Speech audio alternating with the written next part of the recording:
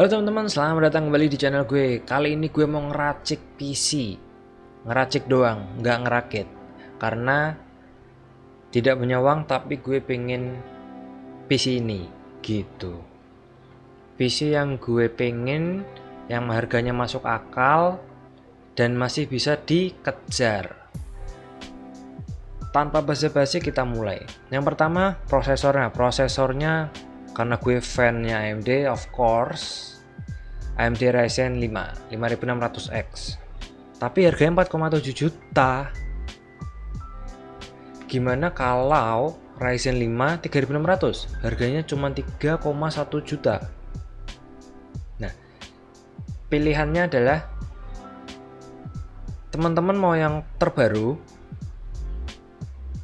Nih, generasi terbaru yang sudah pakai Zen 3 arsitektur nih. AMD Zen 3 Core arsitektur, tapi harganya 4,7 juta, atau pendahulunya yaitu Ryzen 5 3600 yang harganya 3,1 juta aja. Ini nanti akan menyesuaikan di akhir sih, waktu di total kira-kira cukup nggak dananya. Kalau misalkan dananya cukup, ya udah belinya 5600X. Tapi kalau dananya memang ternyata mepet, tarik mundur, kita pakai 3600 gitu. Kemudian CPU cooler itu sebenarnya untuk Ryzen 5 5600X atau Ryzen 5 3600 itu udah ada di boxnya. Stok coolernya tuh udah ada, dan itu stok cooler yang bagus. Jadi untuk penggunaan out of the box, jadi tanpa teman-teman overclock manual prosesornya di BIOS teman-teman, cooler itu sudah lebih dari cukup. Tapi gue pribadi akan mengganti. Kenapa gue ganti? Karena thermal headroomnya tuh lebih jauh. Karena kapasitas untuk menerima panas dan membuang panasnya tuh lebih tinggi. Gitu. Terus kenapa gue milih Cryorega 7? Karena ini salah satu, atau mungkin satu-satunya ya, tower cooler ya, yang pakai fan 12 cm tapi tingginya di bawah 15 cm tinggi totalnya ya. Jadi ini bisa dikatakan CPU tower cooler, tapi hampir bisa masuk ke 95% casing yang ada di muka bumi. Wah, di muka bumi, gila. Oke, terus kalau misalkan dananya nggak cukup atau kalian mau hemat, enggak apa-apa, nggak usah beli Cryorega 7 nya, langsung pakai stok coolernya dari AMD aja. Motherboard ini gue pengen ITX karena gue pengen rakit PC ini compact, maksudnya kecil, hemat tempat, bisa dibawa kemana-mana. Pakai Mobo Asus ROG Strix B550 ITX. Kenapa gue milih Asus? Karena yang pertama, PC gue itu sudah pakai Asus B350F generasi pertama ya, dan itu aku sudah biasa dengan BIOSnya, warna merahnya, terus kemudian opsinya, kemudian mana yang diganti itu aku udah hafal, udah familiar, jadi nggak perlu belajar ulang kalau menggunakan brand lain, misalkan MSI atau Gigabyte atau ASRock. Nah, terus kenapa ROG Strix? Karena seingatku untuk ITX itu Asus cuman punya di lini ROG Strix atau yang Crosshair. Crosshair kan lebih mahal lagi, itu jelas nggak mampu gitu. Dan ini tampilannya kan monokrom banget tuh, hitam semua, nggak ada aksen warnanya, jadi cocok sama yang gue pengen nanti PC-nya tuh blackout atau tidak ada warna lain selain hitam, atau mungkin ya little putih atau silver lah. Nah, kemudian lanjut ke RAM-nya gue pakai 2x8GB alias 16GB dual channel, speednya 3200. Itu sweet spot menurutku, itu adalah sweet spot untuk Ryzen.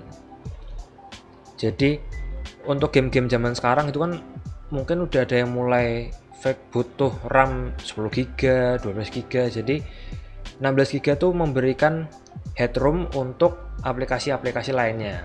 Jadi misalkan teman-teman sambil streaming atau teman-teman sambil buka Chrome boros RAM ya. Terus kenapa 3200 nggak 3600? Kan 3600 sebenarnya lebih sweet spot lagi untuk price to performance.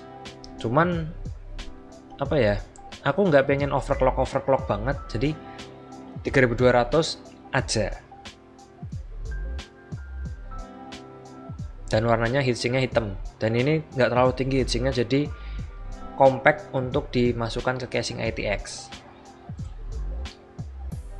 Casingnya NR200, no debat selama teman-teman tidak menggunakan liquid cooler, all-in-one liquid cooler atau EIO. Karena kalau teman-teman pakai EIO, apa ya, peletakan radiatornya tuh bukan dikatakan aneh sih, nggak pas aja gitu menurutku. Jadi gue juga pilihnya yang bukan tempered glass karena nge-price budget. ITX, airflow-nya lumayan, harganya cuma 899.000.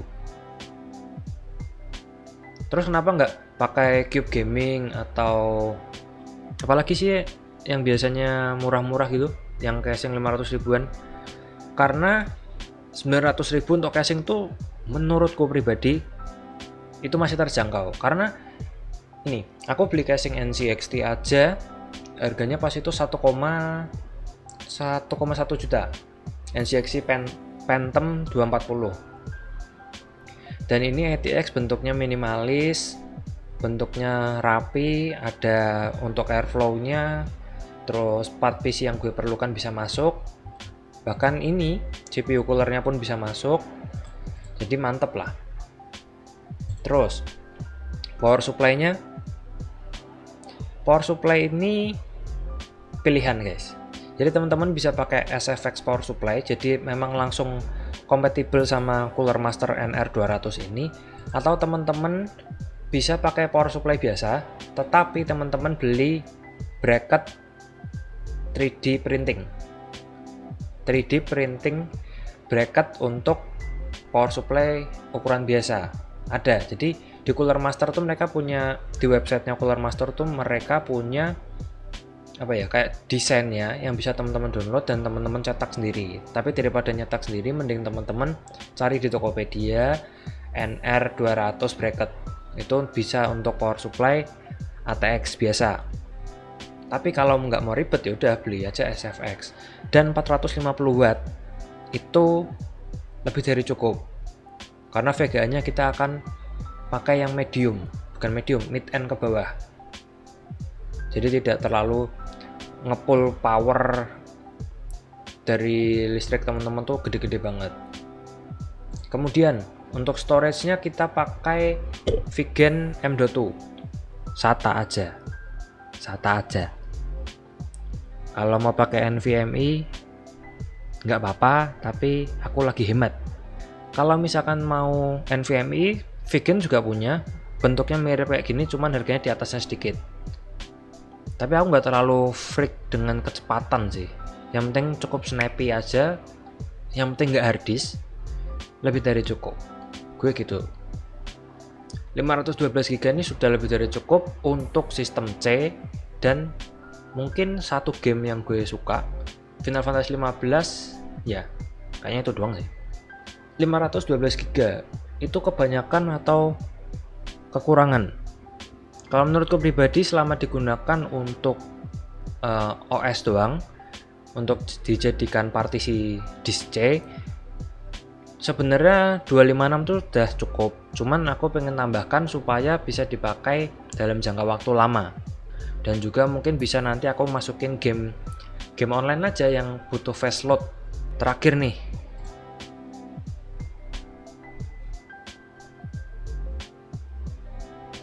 VGA gede-gede doang.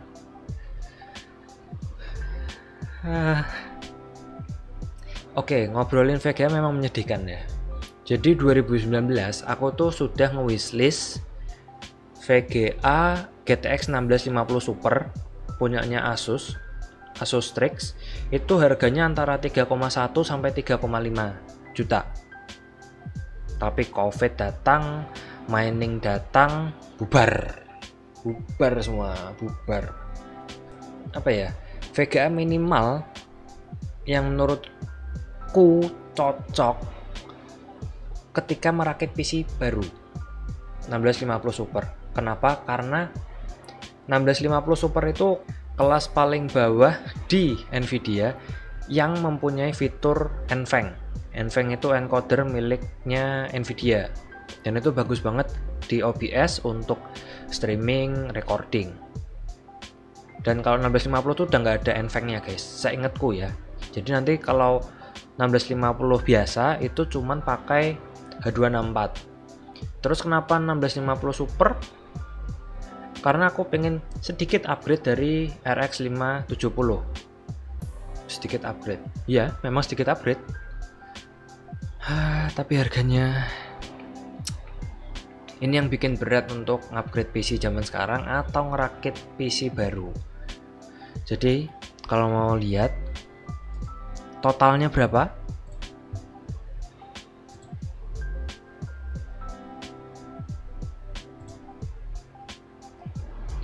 Rp19.944.000 belum termasuk ongkir. 20 juta. Cuman dapat 1650 Super. Speechless.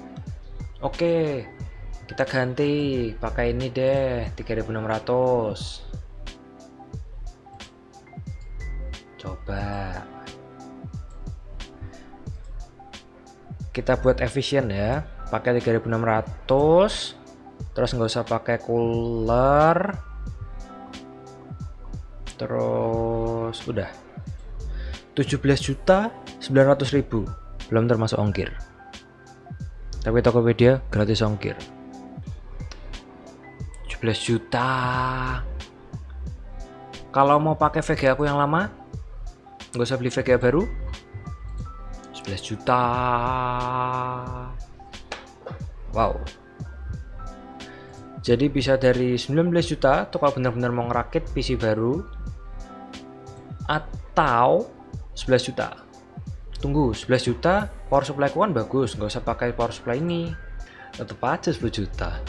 Target gue di PC ini tuh cuman untuk main Final Fantasy 15. Settingnya pun apa ya, medium atau low nggak masalah. Yang penting waktu di record itu smooth. Pengennya tuh gitu. Sama compact. Gue pengen compact biar bisa dibawa-bawa kemana-mana. Antara 19 juta, tadi 18 juta atau 10 juta. Oke. Yaudah, sekian dulu video gue kali ini tentang racikan PC yang gue pengen tapi tidak ada dana. Like, share, subscribe seperti biasa, dan sampai jumpa di video gue berikutnya. Bye.